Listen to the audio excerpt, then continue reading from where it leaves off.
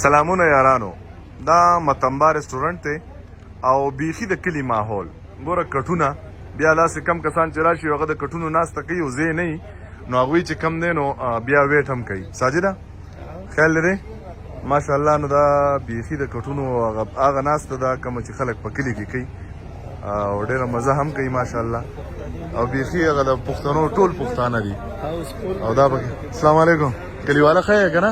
ټیک ټاک یې سور کې نو ماشاءالله. دلته بیخي د کټونو ناسته ده او د کټونو ناسته داسې ده چې حال خو بیخي دننه فل دی او دلته چې بیا په کټونو کې کومه ناسته ده نو هغې له ټول زیاتتر چې کم دی نو پښتانه راغلي دي. نو دا د متنبا هوټل متنبا رستورانټ چې کم دی نو د هغې ښکلا ده دننه حال مکمل پل دی او بار چې کم دی نو بار تاسو لیدی شئ ځکه چې کټونو ته ډېر خلک ویټ کوي. داسې ده چې دا د کلي په شان ماحول جوړیږي که نه نو هغې ته بیا د دنیا ملګري یاران دوستان هغې ته ویټ کوي. نو تاسو راتلی شئ متنبا رستورانټ ته او ښایسته ښایسته کانې خوړی شئ او داسې ده چې ریټونه هم ماشاءالله ښه جایز.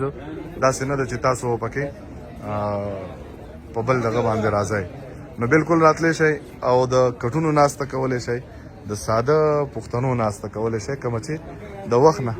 سلام علیکم یوسف خی ماشاءالله په کټونو کې دا ناسته دا مزه کوي که نه؟ تقریبا 2 کاله بعد چېرته د بونو کټ ته وختمه ډېره مننه خوشحاله شئ مهرباني ویلکم درته وایو ښه ماشاءالله ښه ماشاءالله.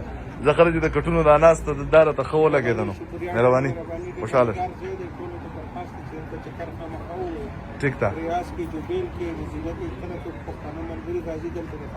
مهرباني جی مهرباني خوشحاله شئ. السلام علیکم.